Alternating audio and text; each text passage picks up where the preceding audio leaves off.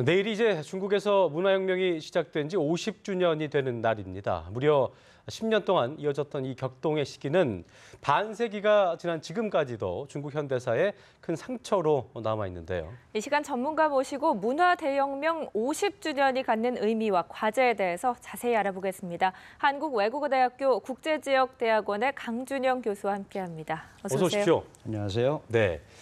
교수님, 1966년 이제 5월 16일, 그러니까 내일로 딱 50주년인데요. 이게 900만 명이 넘는 당시에 사상자를 낸 문화혁명이 내일로 딱 50년째를 맞이합니다. 네. 이 당시 문화혁명이 이제 아까도 제가 앵커 멘트에서 말씀드렸지만 중국 사회 격변기로 불린다고 하던데 일단 어떻게 이 문화혁명이 촉발됐는지 설명을 좀 해주시죠. 이게 사실 문화혁명이라고 우리가 부릅니다만은 공식적인 명칭은 무산계급 문화대혁명입니다. 다시 말씀드리면 마오쩌둥의 입장에서 볼 때 그 당시의 문화가 무산계급 문화가 아니라는 거죠. 근데 이제 약간 역사적 배경을 잠시 이제 소개를 해드려야 되는데 중국이 1949년에 건국을 했고요. 53년부터 57년까지 1차 5개년 계획이라는 걸 합니다.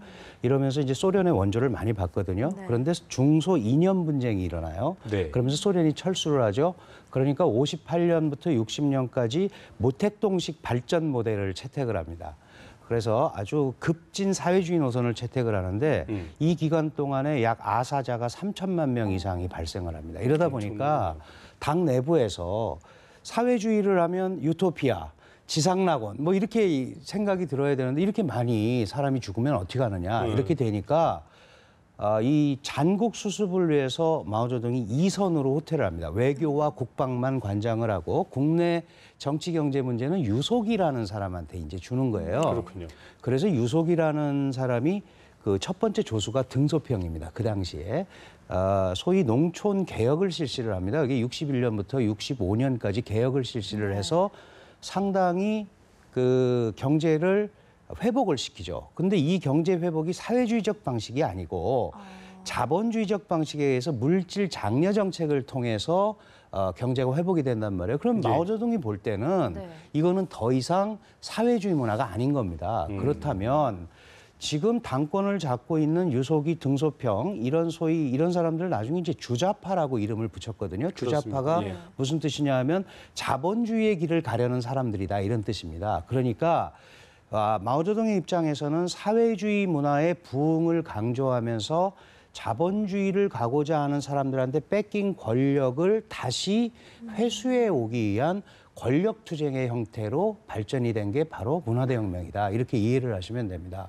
근데 이 문화대혁명이 여러 가지 폐해를 가지고 왔는데 뭐 이미 많이 알려졌습니다마는 이게 일종의 문화적으로 비상사태를 선포한 것 아니겠습니까? 그러다 보니까 모든 제도가 다 파괴가 됐습니다. 그렇군요. 예를 들어서 성에는 성장이 있고 서기가 있고 이래야 되는데 중앙에서 파견한 혁명위원회 사람들이 가서 모든 걸 다 관장을 하게 됐고 그다음에 그 과거의 악습 4가지를 없애자. 그래서 뭐 낡은 사상, 낡은 습관, 풍속, 낡은 문화 없애자 이러면서 소위 그 뒤집어 엎는다는 표현을 하죠. 조반율이라는 이유가 있으면 혁명이 정당한 거다. 그래서 이 사회를 혼란으로 빠져들게 한 겁니다. 그러니까 이런 것들이 이제 기본적인 흐름이 됐는데 당시에 또 월남전이 또 발발을 했습니다. 그렇게 되니까 마오쩌둥 입장에서는 국내적 상황과 이 국외적 상황이 자신한테 매우 불리하게 오고 있다고 생각을 해서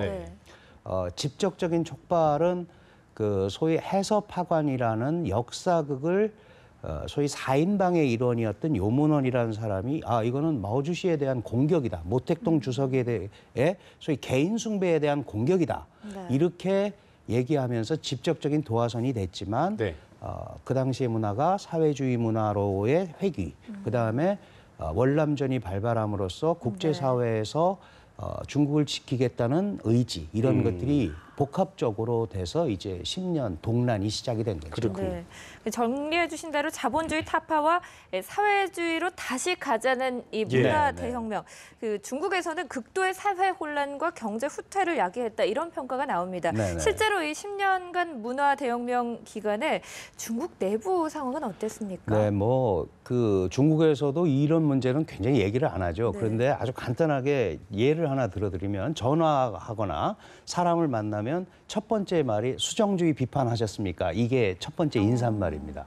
그러니까 수정주의 비판했습니까? 네. 이렇게 하고 시작을 하는 거예요, 얘기를. 그만큼 이 당시에 그 자본주의 사조가 들어온 거를 수정주의로 비판하고 이렇게 되면은 정신적으로 오염이 된다라고 생각을 했을 만큼 급했던 거죠. 이렇게 되니까 수정주의 비판하셨습니까라고 말할 정도니까 그거를 추종하는 사람들을 일단 권력에서 걷어내야 되는 정치 투쟁으로 흘 수밖에 없었던 거고요. 네. 또 하나는 당 내부에 많은 사람들이 유속이 등소평을 지지하고 있단 말이죠. 그러니까 학생들을 동원한 겁니다. 네. 이게 바로 홍위병이라고 그러는 거죠. 네. 그 홍이 붉다라는 뜻인데 중국에서 붉다라는 거는 이제 이념을 강조하는 거예요. 이념을 지키는 병사. 학생들을 동원해서 소위 그 뭐 선생을 재판하고 교사를 재판하고 뭐 부모를 고발하고 막 이런 사회 혼란을 만드는 겁니다. 또 하나 그 학교를 폐쇄했습니다. 아주 쉽게 말씀드리면 66학번부터 76학번까지 없는 거예요. 10년 동안. 10년간. 이렇게 되니 이게 중국 사회에 끼친 폐해가 한두 가지가 아니지 않겠습니까? 네, 이렇게 예. 되니까 학문의 연계, 그다음에 등소평이 개혁 개방을 하려고 해도 사람이 없습니다. 그 66학번부터 76학번까지 없으니까. 그래서 예. 이 전반적으로 중국의 사회 불안을 야기했고 국민들을 동원해서 정치 투쟁의 장으로 만든, 그래서 중국에서도 이거는 10년의 동란이었다. 10년의 암흑기였다. 이렇게 평가를 한 그렇군요. 겁니다. 네. 문화혁명에 대해서 중국 공산당이 81년에 마오쩌둥의 극좌적 오류다 네네. 이렇게 평가를 내놓은 이후에 언급을 자제하고 있고 그렇습니다. 실제적으로 사실상 금기어로 불린다고 네. 하는데 그 이유가 어떤 겁니까? 뭐 아주 가장 간단하게 말씀드리면 마오쩌둥이라는 사람 없이 중국 사회주의를 설명할 수 없습니다. 어쨌든 모택동이 있었기 때문에 중화인민공화국이 생겼고 네. 그래서 또 사회주의 국가 건설이 시작이 된 건데요. 마오쩌둥에 대한 부정은 잘못하면 그 모태가 되는 공산당의 부정까지 이어질 수 있는 거죠. 아무도 자유로운 사람이 없는 겁니다. 예. 그래서 지금 앵커께서 말씀하신 대로 81년도에 11기 육중전회라는 회의를 통해서 역사결의라는 걸 합니다. 이게 뭐냐 하면 마오쩌둥 사상과 모택동 개인과 분리하자. 모택동 개인이 잘못한 거는 잘못한 거다. 그러나 모택동 사상은 중국 공산당의 지침이다. 예. 근데 개인이 잘못한 부분에 대해서는 평가를 정확하게 해야 된다. 그렇지만 모택동 개인도 공이 70%고 과가 30%다. 예. 이렇게 표현을 했습니다.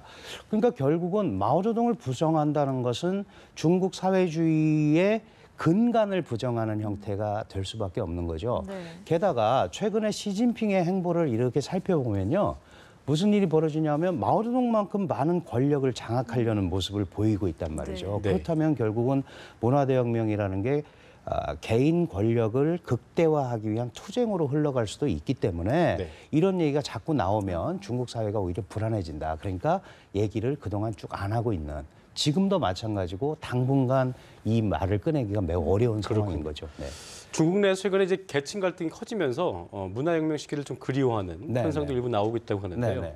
그러면서 일각에서는 이제 뭐 그 문화혁명에 대한 어떤 반성론과 함께 재해석해야 된다 이런 주장도 나오고 있다고 하는데 이 부분은 어떻게 좀 보고 계십니까? 그 사실은 이제 문화혁명에 대한 어떤 그 생각, 그 돌아가고 싶다 이런 것보다는 모택동 시기에 대한 그리움들을 갖고 있는 사람들이 예. 일부 있습니다. 이게 뭐 무슨 말씀이냐 하면 네. 중국이 개혁개방이라는 걸 통해서 엄청난 발전을 이룩한 것은 사실입니다. 그러나 사회주의가 왜 생겼나를 생각해 보면 자본주의의 폐해를 극복하기 위해서 사회주의 혁명을 한 건데, 지금 개혁개방 이후의 사회주의는 소위 우리가 얘기하는 사회 양극화 현상이 자본주의보다 더 심해졌다는 거죠. 네. 그렇다면은 비록 그때 물자가 풍부하지 않았어도 우리가 평등하게, 적어도 상대적 박탈감은 안 느끼고 살았던 거죠.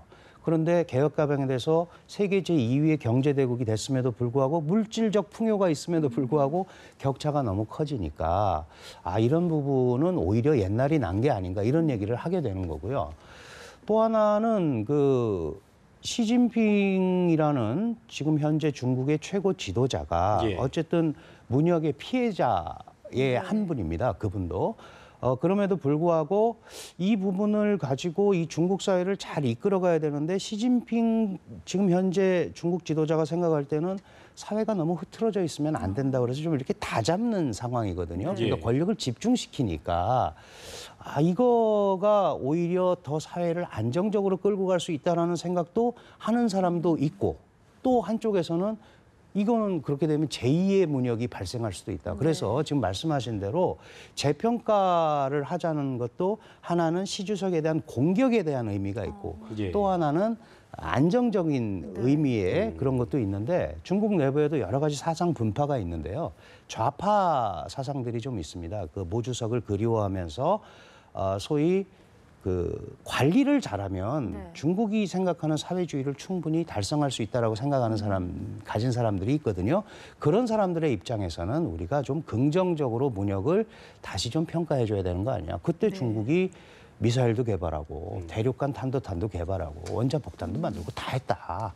그러니까 그런 거 좀 적극적으로 해줘야 되는 거 아니냐 하는 그런 생각까지 이어지고 있는 것 같습니다. 네, 방금 언급도 하셨지만 시진핑 주석 역시 문화혁명의 피해자라고 하셨는데 네. 그 시진핑 주석이 오히려 문화혁명을 주도한 마오쩌둥처럼 우상화되고 있다라는 지적도 있거든요. 네, 그렇습니다. 예, 시진핑 주석은 그 당시에 그 소위 상산 하향 운동이라고 해서 이 청년들이 지식인으로 분류가 됐습니다. 자꾸 배우면 모택동 주석이 한 일들에 대해서 이게 사회주의하고 어긋난다라고 자꾸 이제 대든단 말이죠. 네. 그러니까 너희들 가서 직접 니네가 노동을 해봐라. 이렇게 해서 이제 상산 하향 운동을 하고 네. 시진핑도 그 당시에 그 옌촨이라는 조그만 양자어촌이라는 데에서 이제 토구를 파고 살았던 경험이 있죠. 네. 그래서 문화대혁명 같은 사태가 다시 발생하면 중국에 결정적인 위협이 된다는 걸 알고 있습니다. 시 주석도. 네. 그런데 그거를 시진핑 주석이 어떤 생각을 갖고 있는지는 모르지만 일단은 사회를 다잡아야 된다는 차원에서 반부패 운동도 전개하고 이러면서 좀 안정적인 분위기로 끌고 가기 위한 전 단계로 강력한 지금 소위 권력 체제를 형성을 하려고 그러는 거고요. 그거를 좀 다른 각도에서 보면 이거는 제2의 마오쩌둥 아니냐. 그래서 별명이 이런 별명도 있습니다. 모등습, 마오덩시라고 그러죠. 그러니까 예. 시진핑은 모택동 등소평을 합쳐놓은 사람 같다. 절대 권력이다. 그러니까 이 양극에 있는 건데 사실은 시진핑 주석이 이걸 어떻게 할지는 좀 더 두고 봐야 되는데 예. 문화대혁명 같은 게 다시 일어난다는 거는 사실 그게 잘 아시다시피 엄청난 사람을 동원해서 일으킨 일종의 사회정치 투쟁이란 말이죠. 그러니까 이제 사회정치 투쟁의 차원에서 보면 그런 특별한 그렇게 사람을 동원할 만한 일은 현재는 없습니다. 그래서 그런 게 다시 일어날 가능성은 없지만 가능성은 좀 상대적으로 적지만 그러나 중국 사회에 계속 부담으로 작용은 할 수 있겠죠. 네. 네, 그 중국이 이런 역사의 상처를 좀 덮어둘 것만 아니라 예. 그 치유를 하고 또 이를 바탕으로 사회를 어떻게 통합해 나가야 될지 고민해야 할 시점인데요. 그 어떻게 분석을 하고 계십니까? 짧게만 정리해 주시죠. 네, 이게 사실 굉장히 어렵습니다. 왜냐하면 말씀드린 대로 마오쩌둥을 소위 부정하면 중국 공산당 부정으로 이어질 수도 있고 그리고 또 시진핑 주석의 현재 위치까지 어려워질 수 있기 때문에 예. 복잡한데요. 그럼에도 불구하고 이제 중국의 민도도 올라가고요. 경제도 발전되고 국제사회에 많이 노출이 됐습니다. 이거를 마냥 덮어두고 가가지고는 안 될 것 같고요. 어떤 형태로든 간에 이런 부분에 대한 기본적인 어떤 사상 문화적 차원에서의 논의 이런 부분들은 조금 풀어놔야 되지 않느냐. 그게 이제 소위 제도화, 민주화 우리가 이렇게 얘기를 하는 거고 며칠 전에 시 주석이 그런 얘기했습니다. 언론 통제를 너무 하면 안 되겠다라고 하는데 뭐 본인이 지금 언론 통제 세게 하고 있으니까 어떻게 될지 좀 지켜봐야죠. 네. 지금까지 한국외대 국제지역대학원의 강주행 교수와 함께 얘기 나눠봤습니다. 고맙습니다. 감사합니다.